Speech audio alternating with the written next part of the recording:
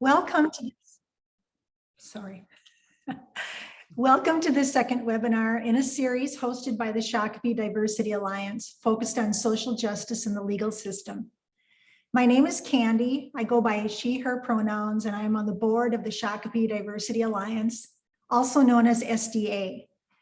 SDA respectfully acknowledges that this land we call Shakopee is the ancestral homeland carefully stewarded by the Dakota people of the Great Sioux Nation and unfairly ceded in the treaties of 1837 and 1851. If you are not currently an active partner with SDA, I encourage you to consider joining us. Follow us on social media and being a financial supporter at whatever donation level is comfortable for you.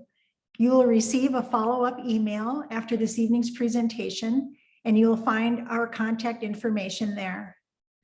Joining me tonight from the SDA Allyship Committee are a few of our dedicated volunteers: Heidi, Kelly, Kevin. Last but not least is Misty, our SDA Vice President and Chair of our Allyship Committee, who will begin the discussion with our guest speaker, who will address questions that have been identified by our board and other SDA volunteers. If you have questions throughout the discussion, please enter them at any time using the Q&A function located on your screen. We will not use your name if your question is selected. Questions submitted in the Q&A may be addressed later in the hour. So please join us in welcoming our guest speaker tonight, Scott County Sheriff Luke Hennen. Sheriff Hennen was elected as our 19th County Sheriff in 2018, after having been appointed as sheriff by the Scott County Board of Commissioners to replace the retiring sheriff in 2016. A lifelong resident of Scott County, Sheriff Hennen began his career with the Scott County Sheriff's Office as a corrections officer at the Scott County Jail in 1997. He has previously held the positions of corrections officer, patrol deputy, investigator, patrol sergeant, and chief deputy, all with the Scott County Sheriff's Office. As we all know, the justice system in America, or more specifically in Minnesota, has been understandably under a microscope regarding equity and racism. Sheriff Hennen has readily stepped forward as an SDA ally, and we sincerely appreciate his partnership in this webinar series, as well as his partnership with us in the past. With that, I am happy to turn the program over to Misty to begin our discussion.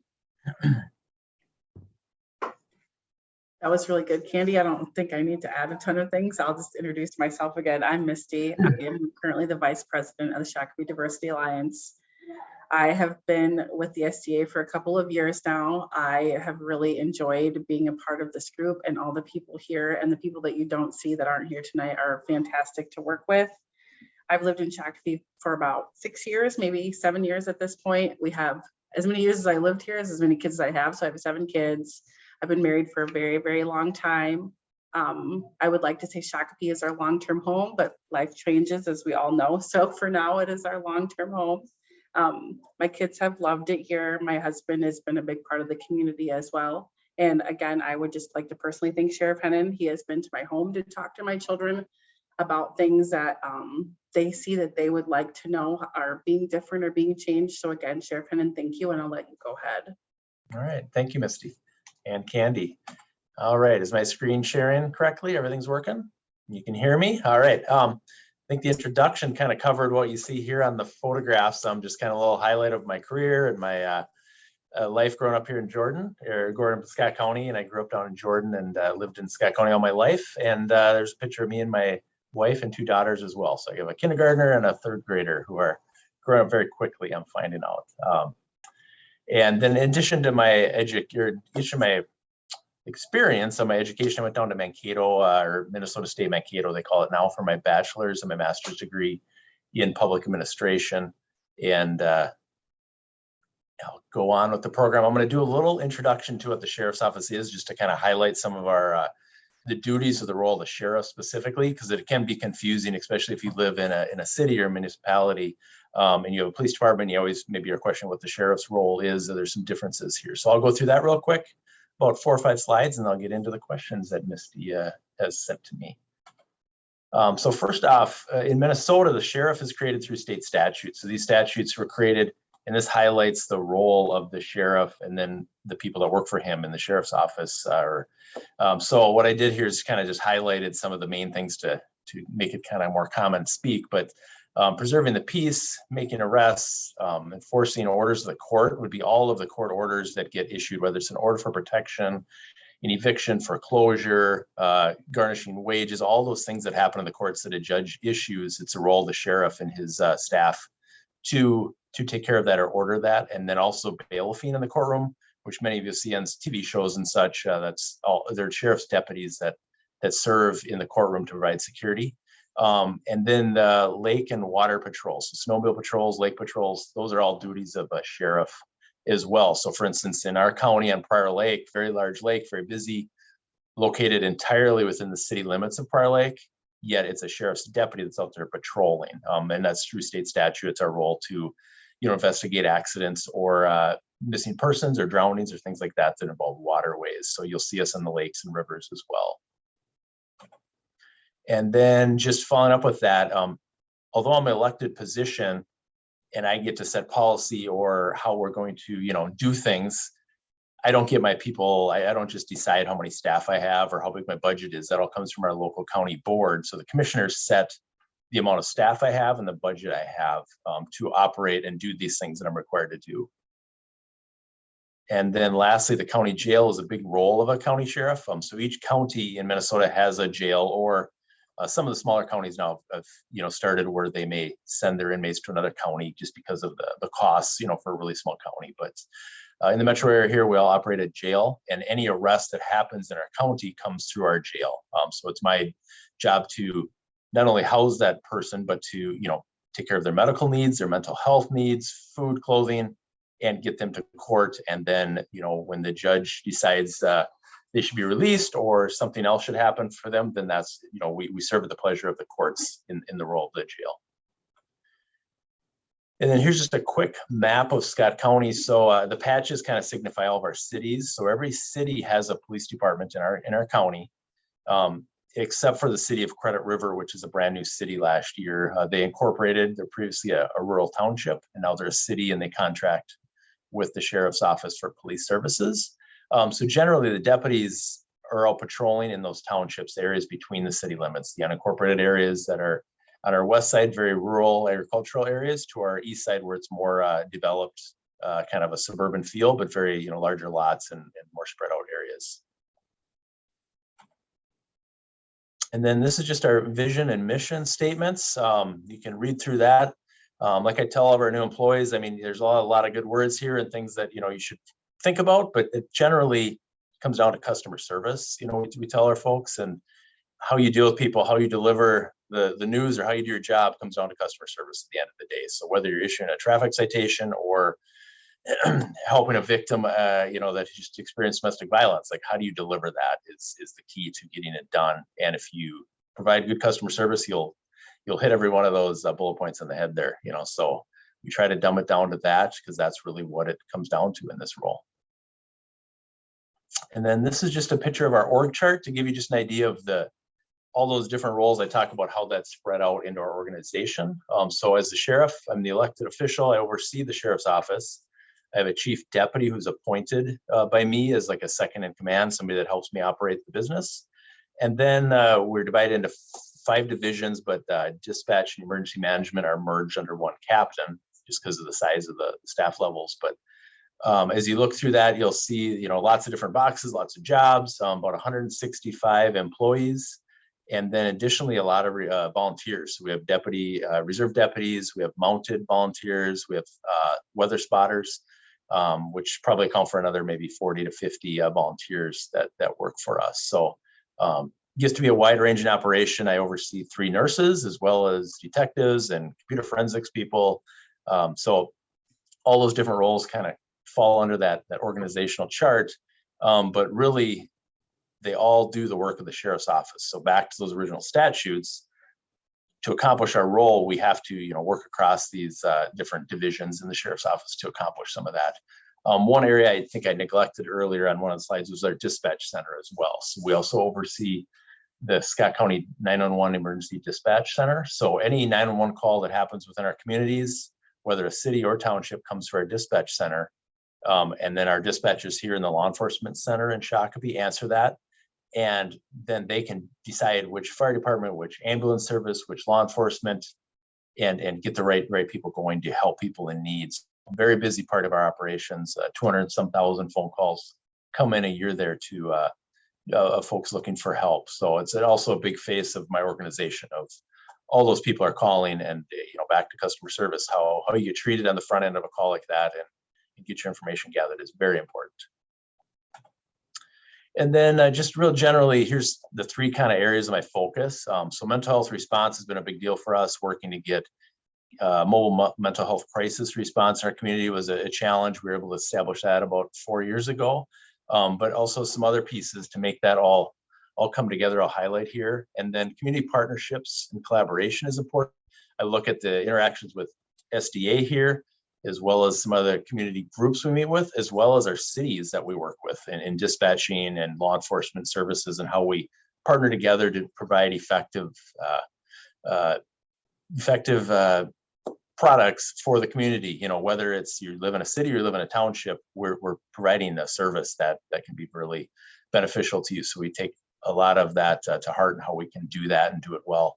And then lastly, employee wellness is just a huge topic nowadays, and trying to provide our employees as well with the supports they need coming into this profession, and also being successful in this profession, and getting them training and awareness and knowledge so they can be successful and not have some of the experiences they see cause impacts on in their lives at work and at home.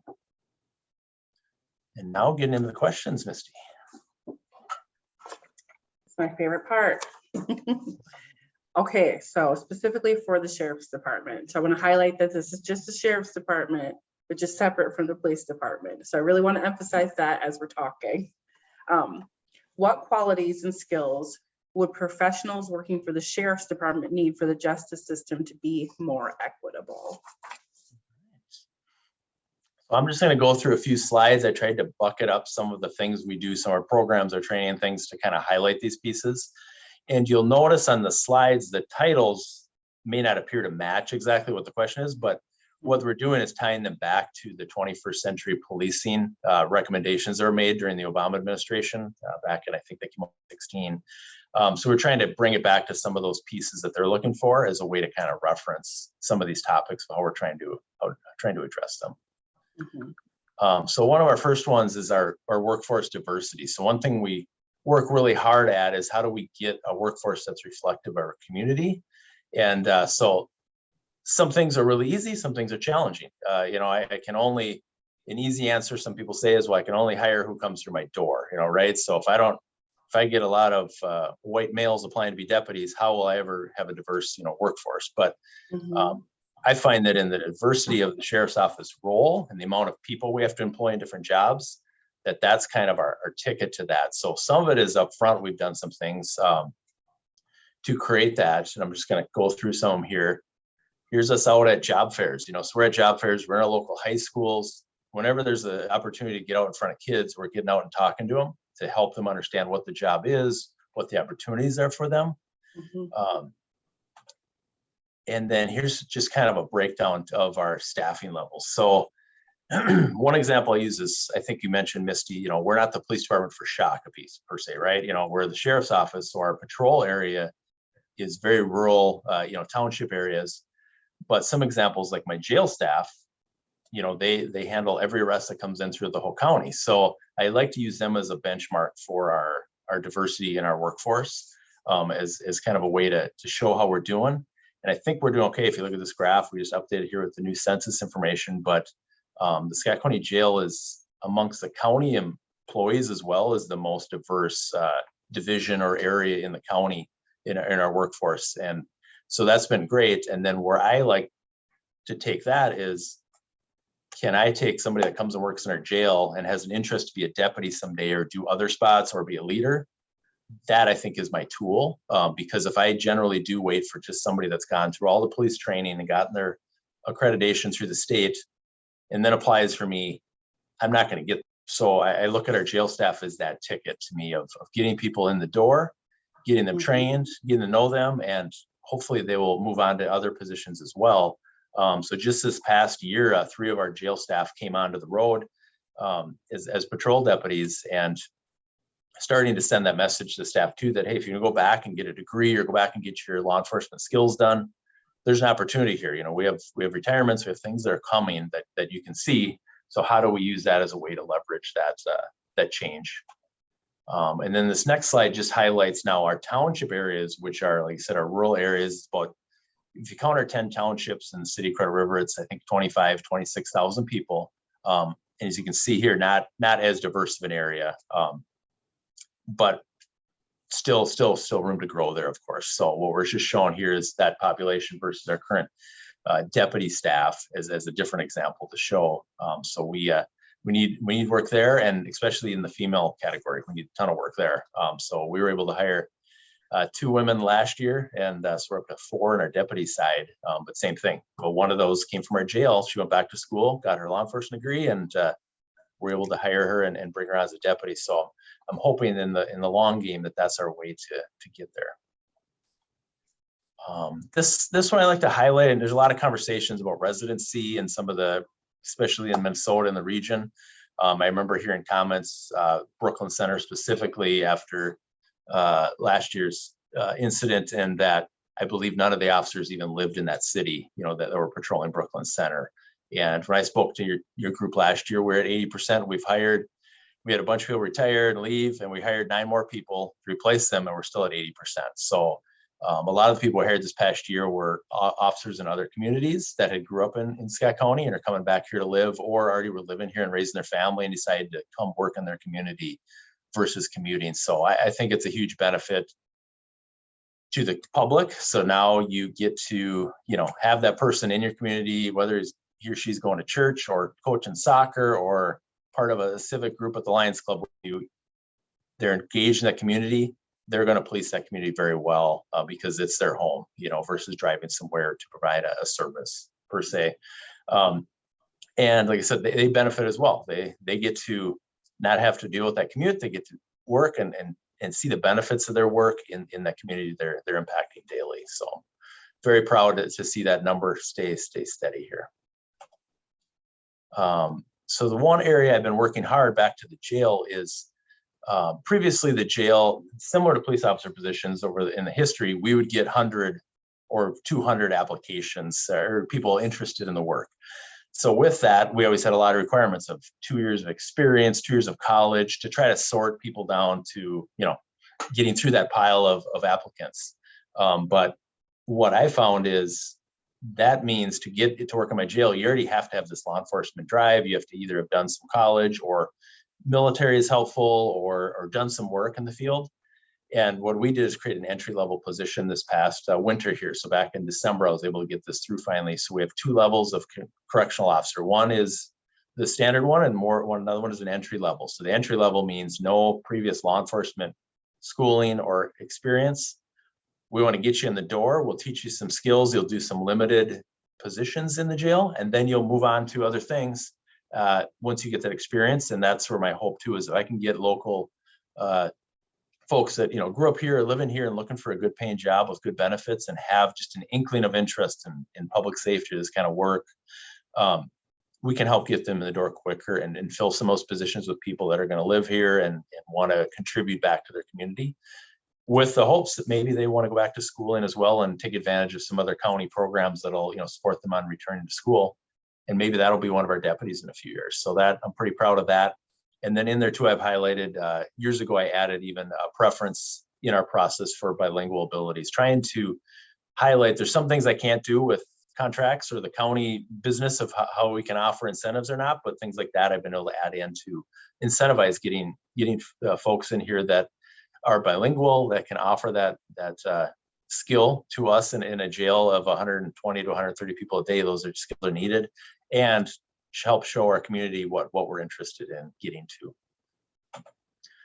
All right, I got a lot of slides, so I'm going to start hurrying up.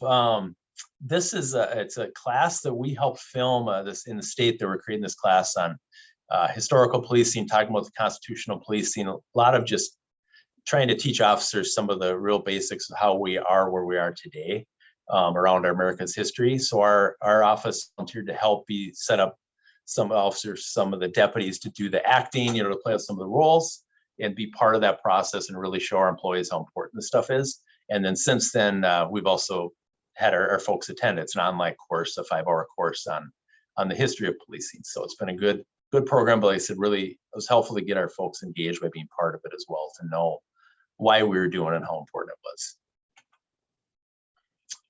This is out at our training center out by Jordan. We have a firearms simulator called Milo.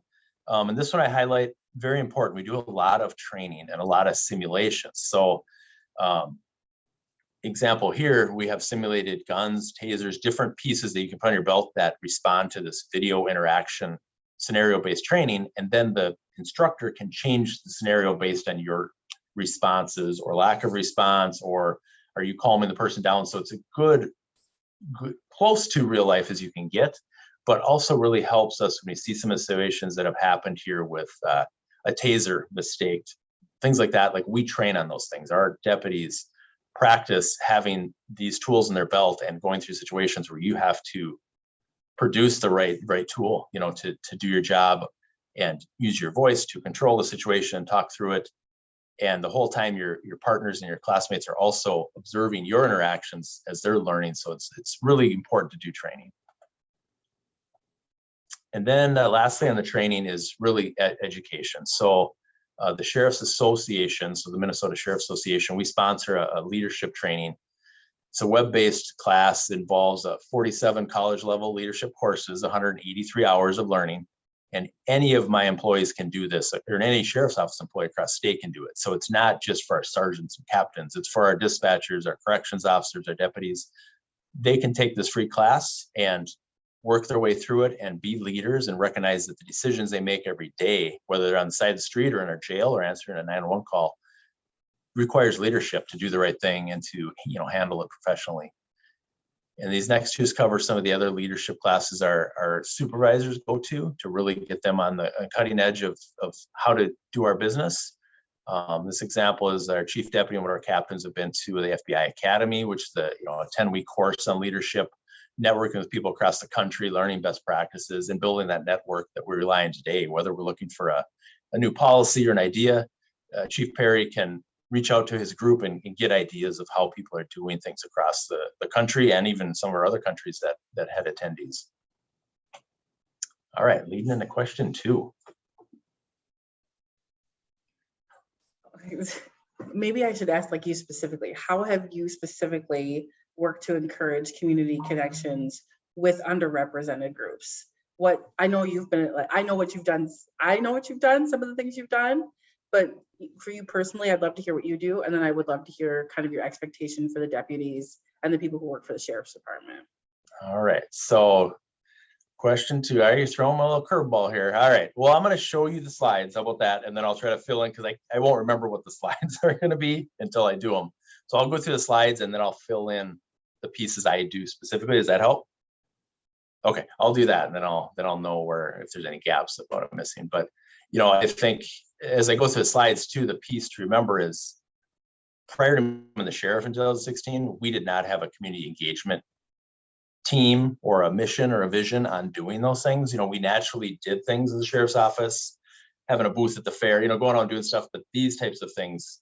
So any of these things that happened are because I brought that to the table of what we needed to do and how we need to improve there. So for instance, Deputy Lick there in the picture, she's one of our patrol deputies, but we kind of gave her another task to do. So at the county, we don't get a lot of new positions or extra positions. So she still is out handling calls, 40 hours a week. But in the meantime, she does help us plan all these events and go to these events and network with folks. So like this example here, this flyer is from an event we held. We probably held it, I think, 3 years here in Shakopee at the Light of the World Church. COVID put a damper on that for 2 years. And now this year we're trying to get it off the ground, but we're running some issues with some of these programming, just getting them started again. It's still pretty tough to engage after these things took a break. But this one, the flyers, you can see there's probably, 12, 15 resources there. What Amy did is she went out to this church in town here and worked with the immigrant community to figure out what are things that are needed. And then we had this resource fair that we brought to them.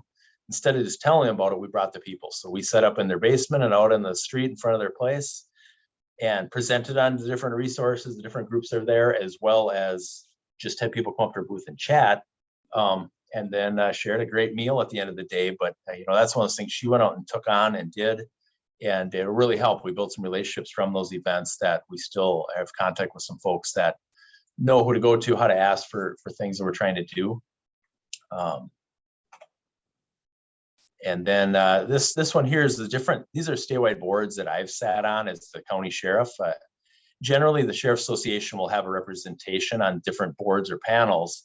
And then I've stepped up to be part of these. So I was on the Murdered and Missing Indigenous Women's Task Force that met for a couple of years here. That just wrapped up last year, and now the state decided to fund that as a state agency or a board to help get better resources and figure out why there's so many issues there in our tribal nations. And then the Pretrial Release Initiative was a group I sat on. They were trying to figure out how to streamline the bail process throughout the state, finding discrepancies in different counties for different crimes, and how it wasn't being really done in a real fair and just way. So that a group met throughout a course of a year and a half and implemented a initiative that uses more of a metrics of how they decide how probation officers can do these pretrial investigations and determine what the bail should be and what is appropriate across the state to try to find consistency. And then lastly, I sit as a member of the Peace Officer Standards and Trainings Board. So I've been appointed to that board by Governor Waltz as one of the sheriff's representations. So I sit on that board of last year here now as we look through how do we change standards, licensing standards, training standards for officers across our state. And then here's just some other things that I've been in part of. Last year we had Stop Asian Hate forum in the metro area, and I represented our county on speaking about different things that law enforcement can do to help build connections to their communities. And these next ones are a couple just some programming we've done that I've implemented since I've been here. So Vitals app is generally more around mental health, but it's a way for us to communicate better with folks. They can choose to join this app and add some of their background information that when an officer gets within 80 feet of them, our app will go off and it'll share some information. So if it's a child on the autism spectrum, or if it's somebody that's elderly that has some memory issues or wandering issues, or if it's somebody that is suffering mental health crisis, it's a way for them to share some information they want us to know. So we don't need to get into an interaction with them or a confrontation, not understanding what is going on.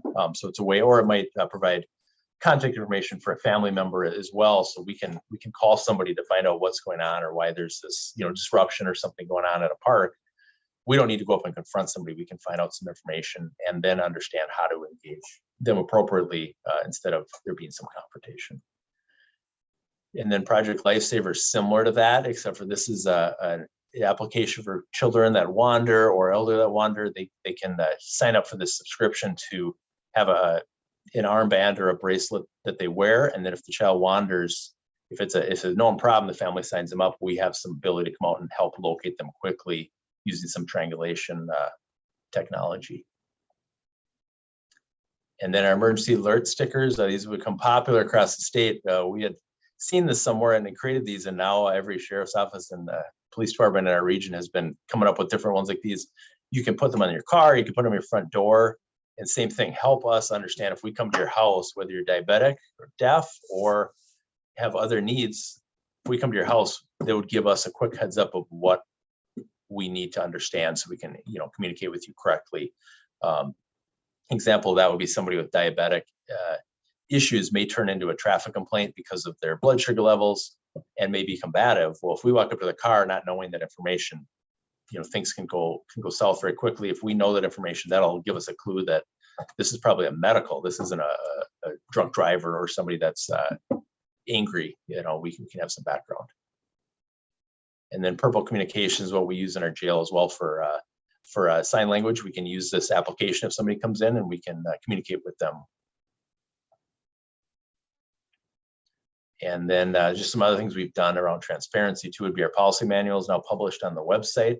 So it's available for the public to see when it's updated, what those things are. And then here's some of the other community engagement stuff, going out to events, meeting with people, talking with people, and really putting an emphasis on how do we get out and meet people and do that.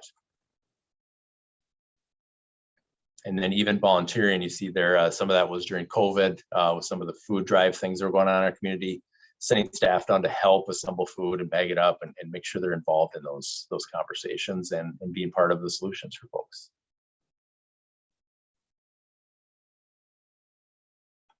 And then some of our church partnerships that I've already highlighted, and there's some other ones in there too that we've done where we show up at camps and help out and just be part of it. The example would be with Esperanza. Even we show up to their soccer camp at their graduation, the last day of the summer camp, and our role is merely to be there. We help serve food, we do face painting, do things like that that are natural, that after doing it for 4 or 5 years, the kids expect to see us there, but there's not a question of why we're there. It's just we're there to, you know, be part of that situation. And then of course 19 Unite's a big night in across our country for trying to get relationships together. And then a lot of work with youth, to get out and engage them. And when I go back to the earlier question on recruitment and stuff as well, I know myself, I got interested in law enforcement by meeting law enforcement officers at a very young age. And I knew within junior high that was what I want to do. Meeting these kids and playing soccer with them and engaging them can be that spark to get that interest, hopefully, of coming and serving their community and making it, improving what the outcomes are for them. All right, that's the last slide on that topic.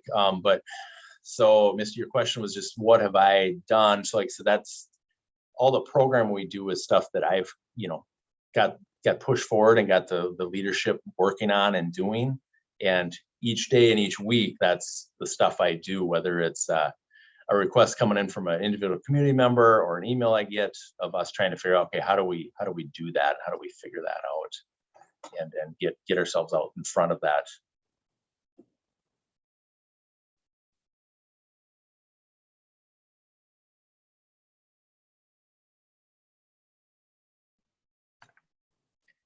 Okay, so questions 3 and 7, because they're both, they're a lot. How does the sheriff's office address issues with diversity and equity? What diversity, equity, and inclusion initiatives are there currently or are being considered? Especially in Minnesota, that's a lot. Yeah, so I'll go through the slides here as well, just to lead into it. A lot of those topics are coming through either initiatives we come up with or coming down from, say, a group like the Post Board, where there's been standards implemented or statute changes to help drive that topic. I just think to help you understand, my philosophy has been, since I became sheriff, is some of this stuff you can see coming, right? And we go, how do we get out in front and start training on it, that this is a topic that needs to be dealt with and not wait until it becomes a mandated thing, you know? So eventually that'll probably happen, but our philosophy is, how do we get ahead of that? So how do we see what's going on in the world or in our country or in our own backyard here in our state, and how do we take that and make sure our people are getting training that's needed, and like I said, try to keep ahead of what those changes are, and also be, you know, like I said, you have to be paying attention. I think is a challenge many communities face. If we're not paying attention to what's going on in the country, like it's bound to happen again, right? So a couple quick things. So one is the community conversations. This is a survey that I met Misty last year. So after the murder of George Floyd, we had put out this survey type format on our website and Facebook, social media, try to engage our community. And then we've left that up as well. So I still get responses. It's still on our website. It's still out there, that if somebody sees it and has a question, but it was basically a way to gather what the thoughts are in our community. And at the time, within the first few weeks, we had, you know, almost 70 responses.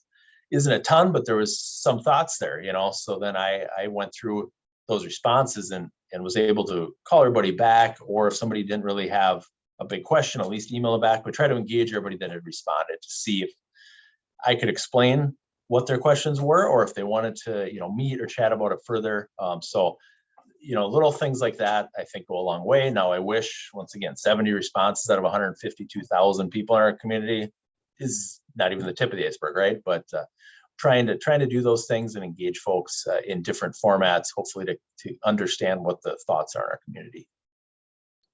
And then also at that time, that year, we also did this. There's a lot of questions about policies and how people do their business. So we also made up this this piece and put it on our website at that time too, just kind of highlighting our response to people had questions about body cameras, about use of force, about chokeholds, all that stuff that's being talked about after murder of George Floyd.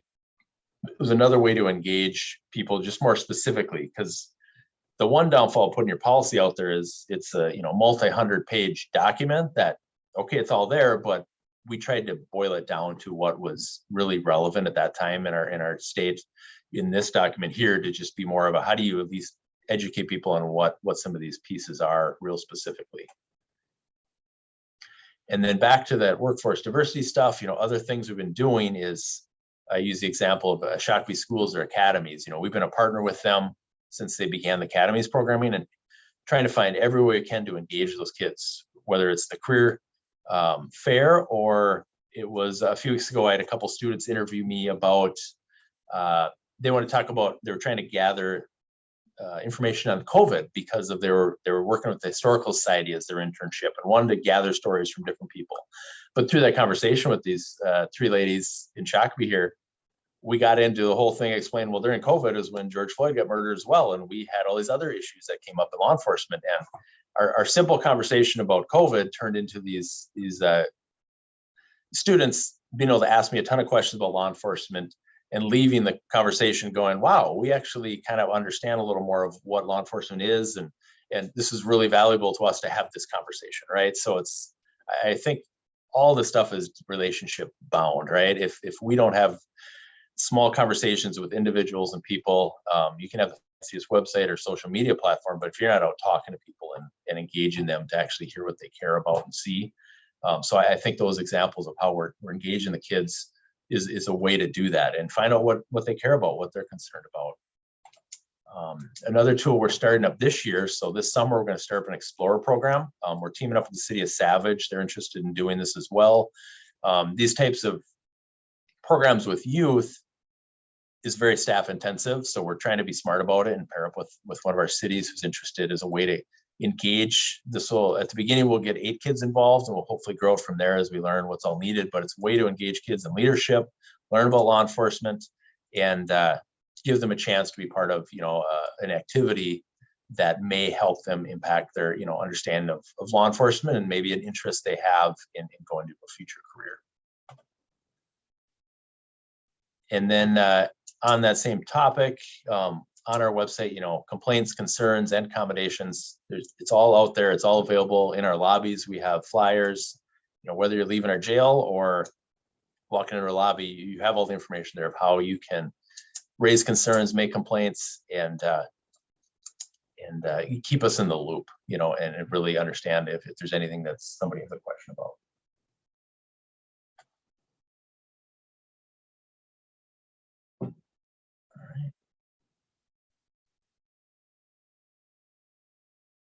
Sorry, I'm like writing questions that pop up. Yeah. Going along. Yeah. How has the sheriff's office addressed policies that impact marginalized communities? Yeah, I'd also like to add marginalized officers as well, because I think of officers of color would probably fit into some of that, because I'm sure that things impact them as well. Yeah, no, I think that's a very good point, Misty. That's a whole nother challenge to our work is, as we're doing this, how are we also understanding it as we get a more diverse force? How are we also paying attention and doing it right to be an employer that people want to stay at? Right now in law enforcement, you can go on the website for the licensing board, and that's where jobs get posted, and you can scroll for 5 or 6 minutes. There's jobs available for the taking. So also you can do all this work and think you're a great employer, but if your people are not feeling respected and valued, they're going to leave and go somewhere else. So therein lies a different challenge, but I see it as an opportunity as well to really prove ourselves in being a good employer. But yes, it's definitely an important piece to watch. So here, just backtracking to that 21st century policing model. So what we did is all the police chiefs in Scott County and Carver County got together back in 2016, 17, and went through this document and tried to look at the different pillars and see what we're doing, what we weren't doing, and try to build from that.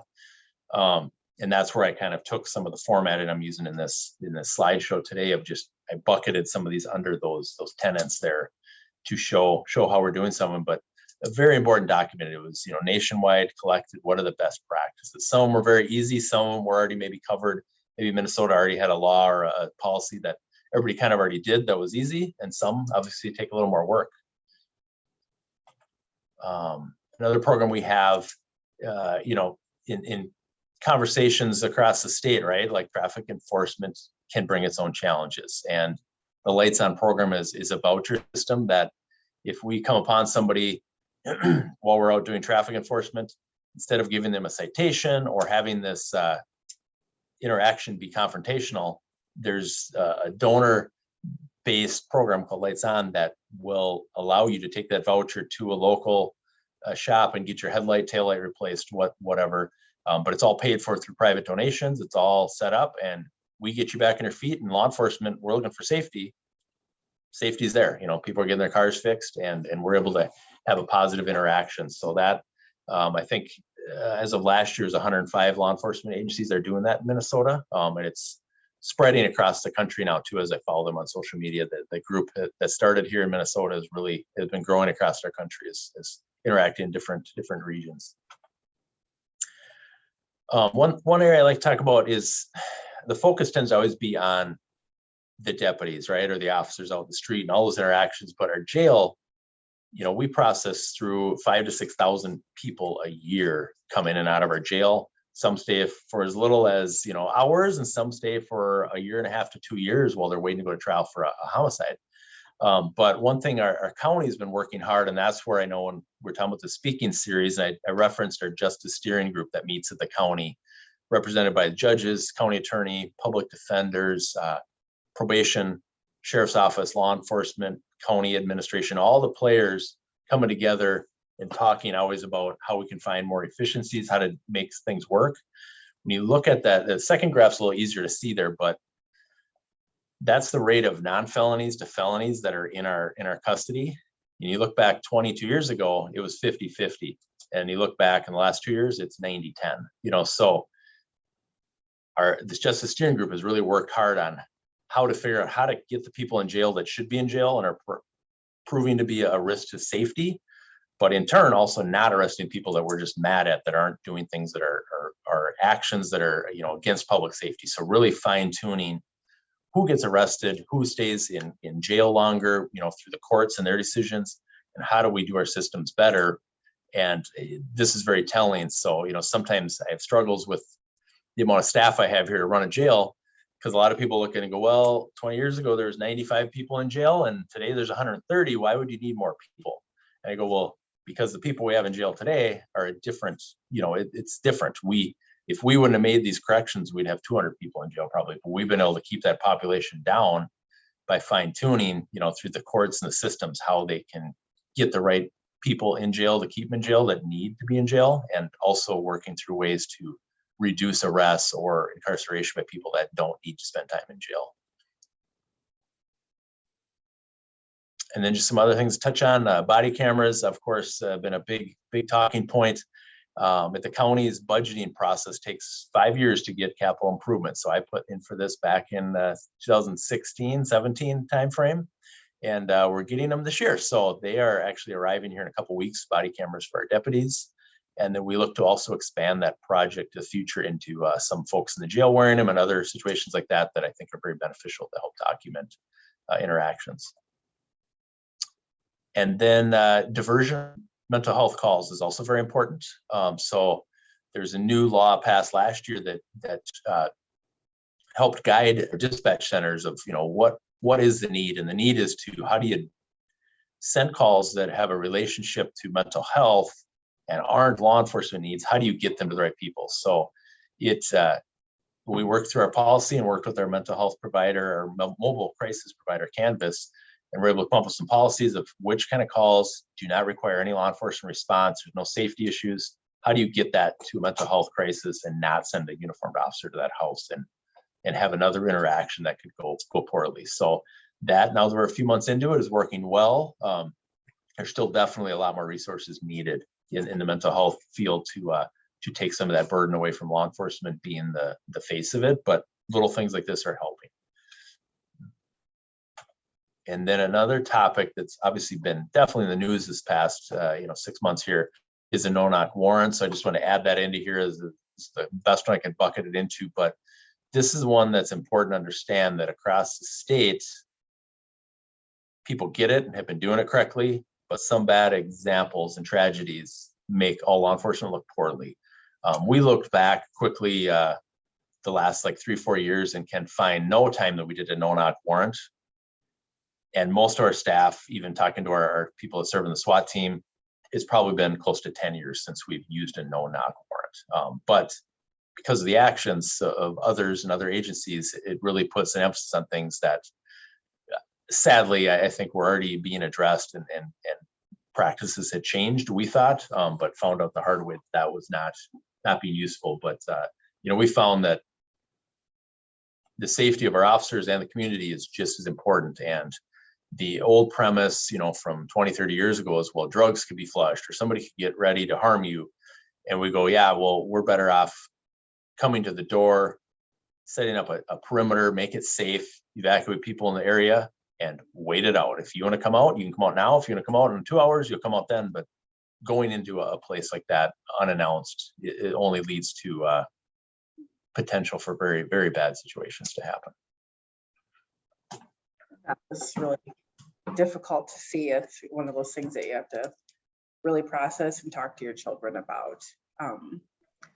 So for question 5, what types of training are law enforcement officers involved in regularly to address biases? I know there's a question I'm gonna tie it into, do you guys do the IDI, which would be the intercultural development inventory or something along those lines? Mm-hmm. We do not, or we haven't done the IDI yet. The county brought in a person to start that out. We did it on county leadership in this past year. So that it's getting the ball rolling, but also trying to educate people on what it is and how to do it. So county administration, the county commissioners all did this in the last year. And the hope from employee relations is to slowly then get funding to bring these kind of trainings down. But I know from different classes, individual officers, have gone to as well. Like, these topics are obviously very in the forefront now. So some other folks have gone out and done it themselves and, talked about that, or had an instructor lead them through parts of it to help them understand, what those types of programs can do to help them kind of understand their own biases. So all very helpful conversations.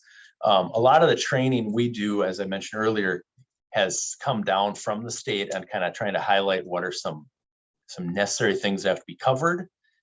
But also, like I mentioned earlier, I tried to get ahead of the game on some of that. And we've been doing some of that training before it became necessary.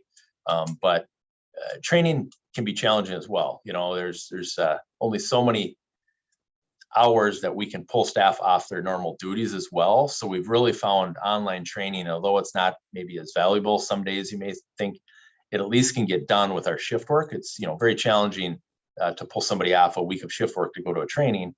So in addition to the normal training they do, we do a lot of resources that are online now that people can do without having to. They can do it on breaks at work when it's not busy per se. The first example I give is, so back in 2016 when I became sheriff, this is one of those that we talked about is I took from my master's courses at Mankato. I spoke to some of my instructors and asked if they could help us with some of the stuff. So they came in and brought on a class, and we're able to offer this for free to our deputies, our corrections officers, and even agencies across Scott, Carver, and Dakota County for free.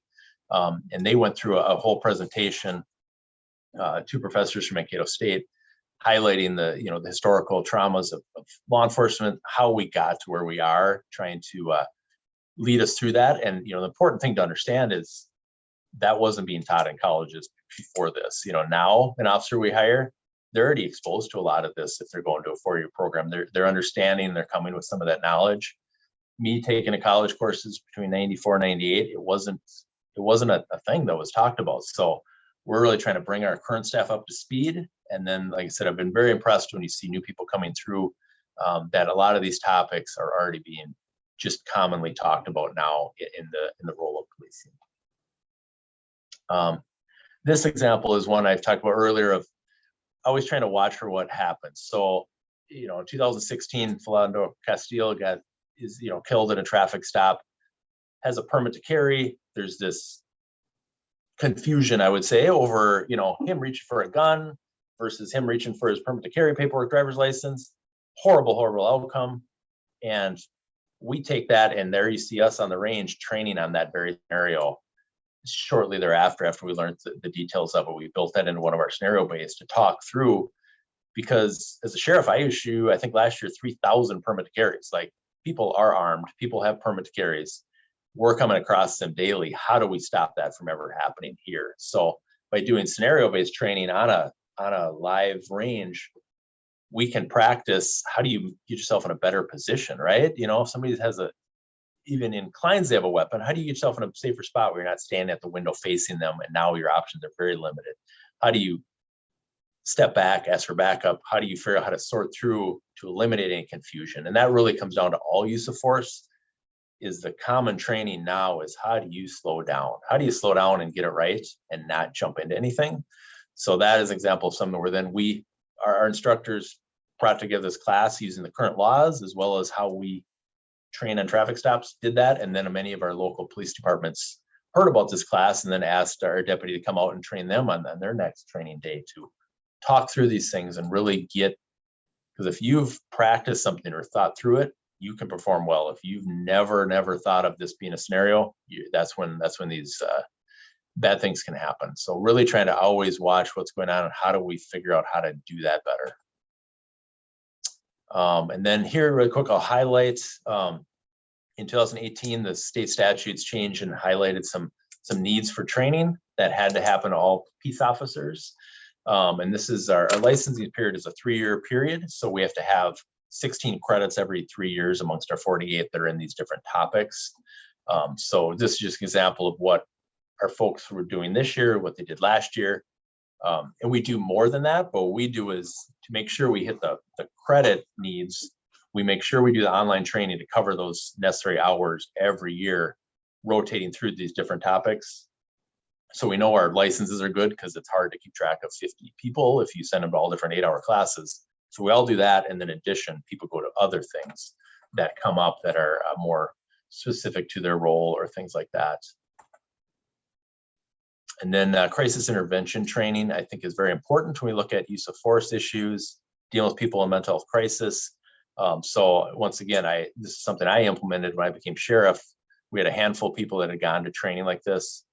We moved towards every deputy will go to this training and it's a week-long scenario-based course. And they come back from it knowing how to communicate better, how to de-escalate people that are talking, how to stop and listen, because a lot of times that is a big problem, right? You don't understand why somebody's in distress or despair, and getting them to just slow down and listen. And then in addition, we send corrections officers from our jail, dispatchers to this class, and because they all have interactions with folks that are in a crisis, that how they can interact with them.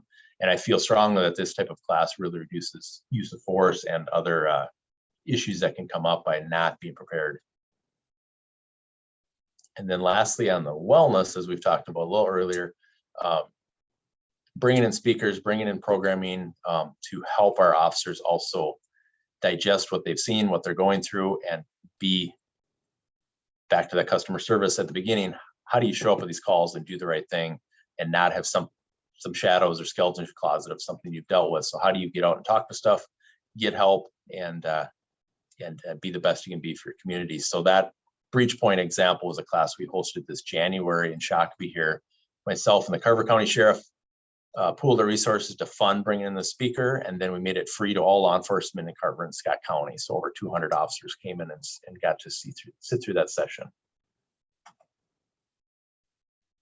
And then lastly, some of the engagement we do too is helping to engage members of the community. So there's an example of our Citizens Academy, showing them how dispatcher works, how use of force, talking through that stuff, because that also is where we hear the questions that challenge us to think through, oh, what are concerns in the community, or how does a community member think of these things they hear? How do we now either speak to that better or change some of our training to make sure we're being understanding what some of those concerns are versus thinking in our mindset that maybe our training has led us to. And I wasn't sure if question 8 was for me, if it was more specific to the court, so I don't have slides for it, but I can speak to it if you want me to generally. That would be fantastic. Yeah. So what is the difference between criminal and civil rights? What rights are we talking about? And when does someone have a civil rights claim? Well, these aren't like yet. Are these claims generally successful? What are the challenges? What claims are brought in some of the high profile cases? To me, this, go ahead. Yeah, so it's definitely, more of a judge attorney kind of question to get in the real details. But what I see as a law enforcement leader and what law enforcement officers see as civil rights claims are a big deal, right? And sometimes these tragedies happen and that civil case really is the way that it plays out, right? In the claims that are made and the settlements that happen really send the message of what behavior is appropriate or not. But I'll go to one piece I like to talk about that gets missed in this recent federal civil trial for the 3 Minneapolis officers that happened. This, I believe it was January, February, something like that. Why I think training is so important, how we treat people is so important, because in that one, I mean, one of the claims in the civil trial and the federal trial, those Minneapolis officers, was a duty to render first aid or medical aid.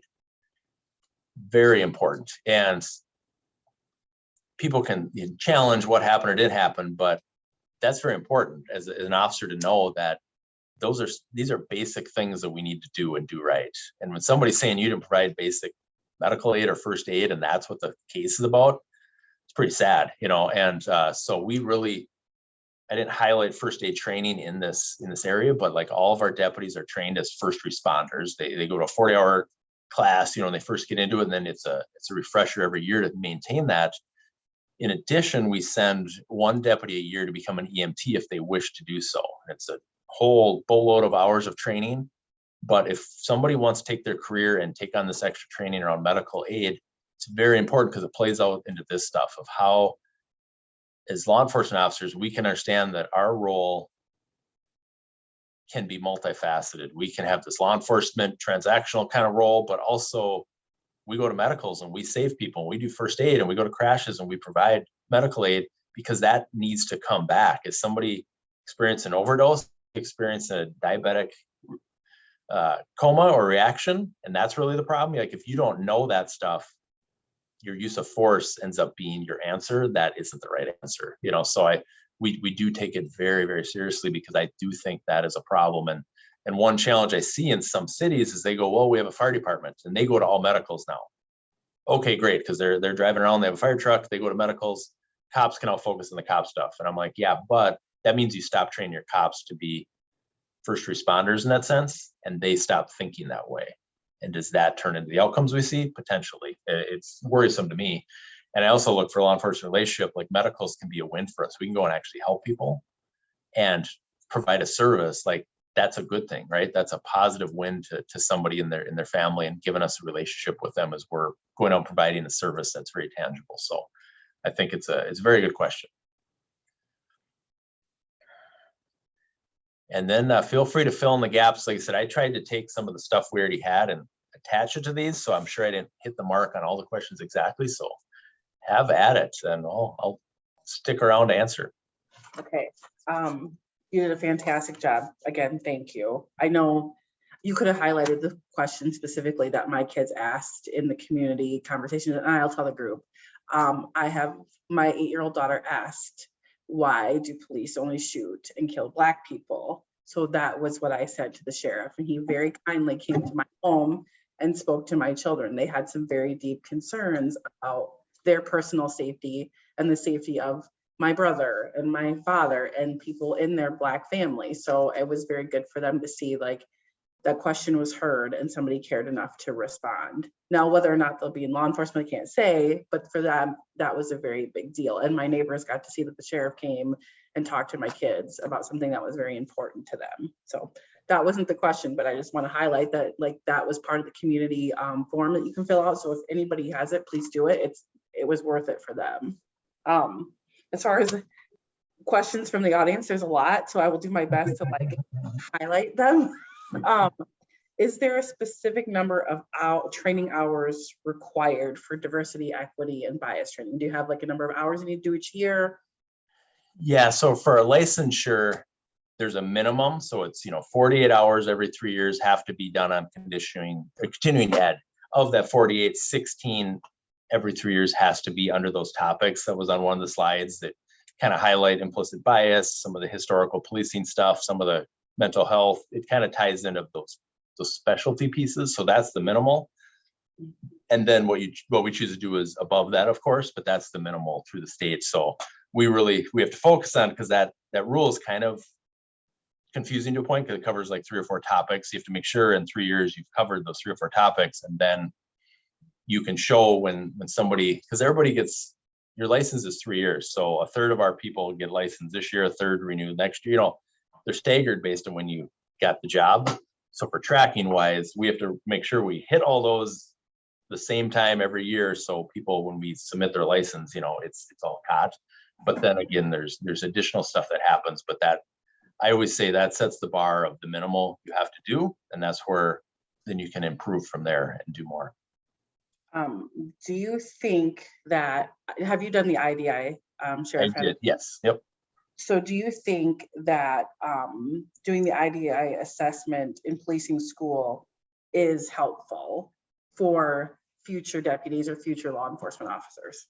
Totally. I mean, I would just use my example. So as I started out, I grew up on a small farm. I grew up in Jordan at the time, a class of 65 people in my high school graduation, very white, not diverse, not a lot of exposure to other communities or other cultures, very, very. So going to college to me was some exposure, but it would have been super helpful for me to have some of that acknowledged to help reference the world. And I say that no different than you become a police officer and you go to a domestic violence call, or you go to things that maybe you didn't experience in your house and you're like, what the heck is the world all about? So anything like that in college. And that's why I really encourage, in Minnesota, you need at least a 2-year degree to get a peace officer's license.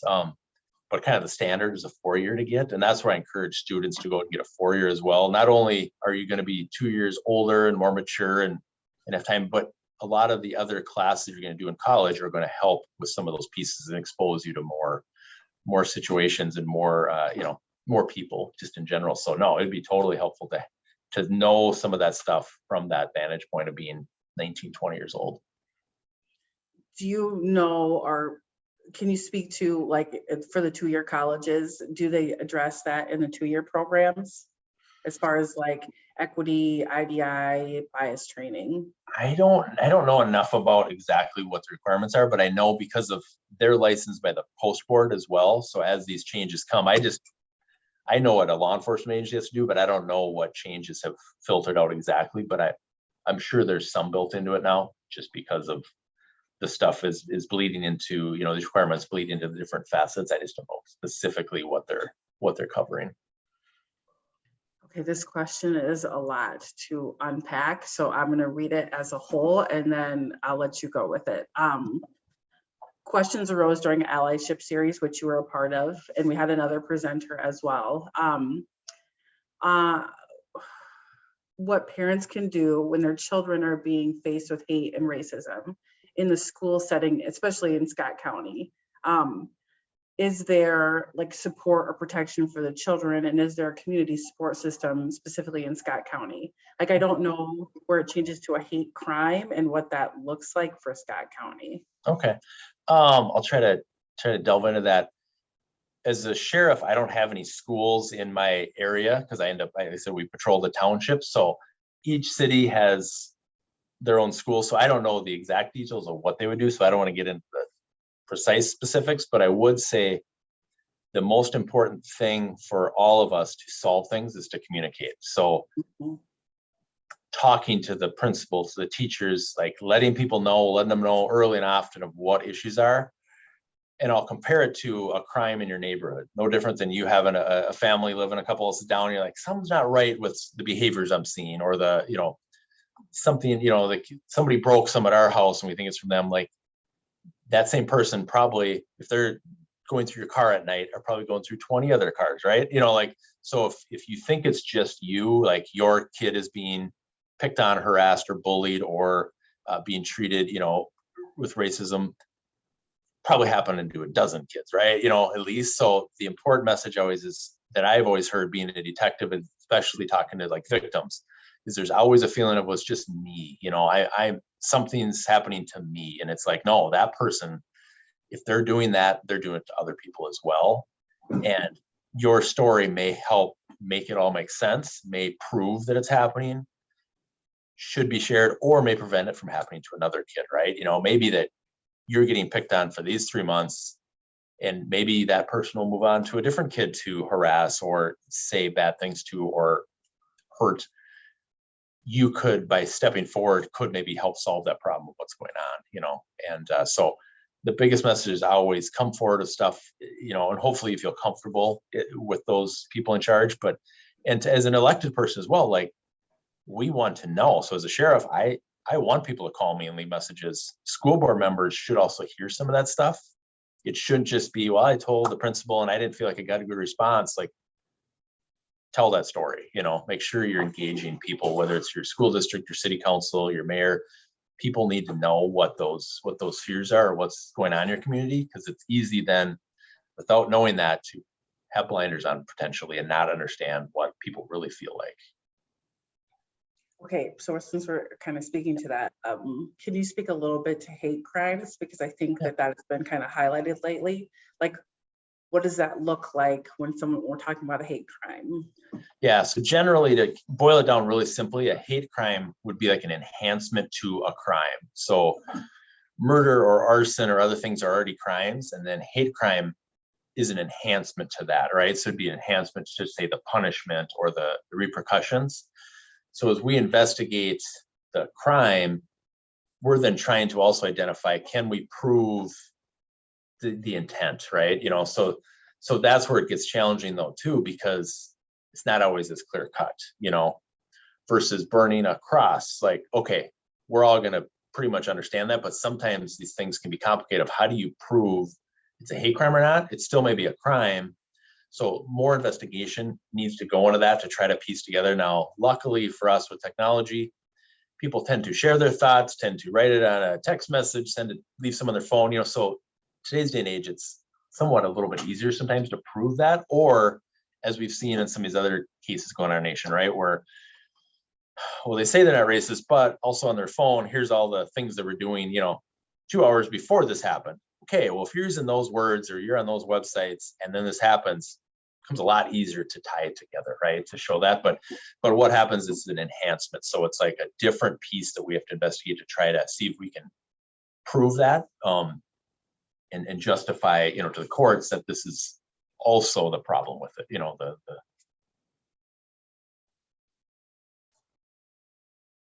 Okay, I'm respecting time, but I do have a couple more questions. Speaking of like discrimination, racism, how do you address it when it's against staff, like a staff to a staff person, or a customer, using the word customer loosely, a customer to a person of color that's an employee? Oh, okay. Well, so staff to staff, I don't want to say it's easy, but it's easy in the role of like a sheriff's office because of our paramilitary structures and that, and our policies, compared to maybe in some other government divisions or whatever, where like we're really used to dealing with conflict. So when we find out something happened, we point to the policy and we investigate that. You know, we will investigate that. We'll figure out what happened. So in some ways, some of those things, not that they're easy, but we're used to doing that. So when we get a complaint, whether it's from the public or from a different employee, we're really good at, and maybe sadly, but was an investigator for 9 years. My chief deputy was, like, that's our bread and butter. So do we see something we can dig into where, you know, it gets investigated, gets dealt with, and then we have to work through, you know, what is the appropriate, you know, discipline or action to take or how to fix it. Complaints to the public as well. You know, we can dig into that and do a pretty good job because, like I said, we have that natural desire to solve it and figure it out. So the second part was, if a member of the public treats our officers, sadly, that's just what happens sometimes, right? Now we go to work and get called names, or things happen. That's expected, and also you can't allow that to have you respond in a way that now you're breaking a policy or committing a crime. So sadly, it's expected, but it is very challenging for some of for our deputies, especially going into some communities, and the way you get treated or talked to, no different than some of our women deputies as well, or the way people will get treated. So it is challenging. Our hope would be as supervisors that we would hear about those things as well, so we could talk through it a little bit and process it, and not just have somebody stuff it, in. But that definitely has happened. But we just kind of are forced to roll with the punches sometimes, and or the person saying those things. Sometimes you can leave and go, well, that person was very drunk or high, or in a place that what they said doesn't really matter, right? Or it was in a crisis. So some of it you learn to just kind of move on and know that you did the best you could, and treated them as well as you could for the way they were treating you. That was a fantastic answer. And I'm sure they get called names that I probably would cringe at. So I respect that. Before we end, can you speak a little bit to, like the red handprint? I do know what it means for the missing and murdered Indigenous women. Can you speak a little bit to the Sheriff's Department involvement with that? Because I think it gets lost a little bit. Like, people don't even recognize like that's what it's for, and like what is going on in that community, because I'm sure that it's huge and we don't hear a lot about it. Yeah, so I had jumped on board when the state was forming this committee, and the Sheriff Association was looking for somebody, knowing our community here and our good relationship with our tribal nation, wanted to be part of that and try to represent law enforcement on that conversation. And basically, to try to boil it down real short, is there's a huge amount of Indigenous women that go missing and are murdered. And as part of the process, a lot of it was just people being able to come in and share stories of their lives and their impacts, and very telling when you have somebody come in and tell these stories, and how many people in their family, in their circle of friends that have gone missing or murdered, and then to hear some of the lack of investigations that have happened around our state and around our country, around those communities. And some of it is a matter of, and that's what this group was trying to figure out, like some of it is a matter of some of the data keeping because of the maybe tribal law enforcement or the federal law enforcement working in the community, but then they're not working well or don't share information well with the local sheriff or the city it's in, because there are some rules that make it a little more complicated on whose jurisdiction or whose responsibility based on the land it happens at or who's involved. So some of it was trying to figure out some of that. Some of it is, how do you improve the training for law enforcement in those communities, and how to engage in making sure investigations are being done correctly. And it's just trying to identify what all those needs are, but it's a huge problem. And Minnesota was the first state to basically get this task force going, and was being used as a model by other states. And if I remember correctly, I think Canada had already done it. I think there was, we were taking the model somewhere else, but Minnesota took a leadership role in that, of trying to kind of boil down to why is this happening, and why is it such an epidemic in these communities that so impactful and harmful, and then, for me, the touching part, and you think of the impact of children growing up in these communities that are seeing and experience this stuff, that it's very deeply rooted, that we need to figure it out. I'm going to do the wonderful thing and hand it back to Candy to tell everyone thank you. I would like to say thank you again. I know just for me personally, you have come to my home and talked to my children about something I know that was very difficult. You have shared slides that for me were hard to see, even secondhand, because I've seen them in the past. So I appreciate just you coming and being willing to talk and being willing to work through things that I know are pretty difficult. You're welcome. I would just ask all of the panel and those who are still on to join me in thanking Sheriff Hennen for all of his time and sharing all the good information. Thank you. Thank you so much. Thank you. Thank you. Thank you.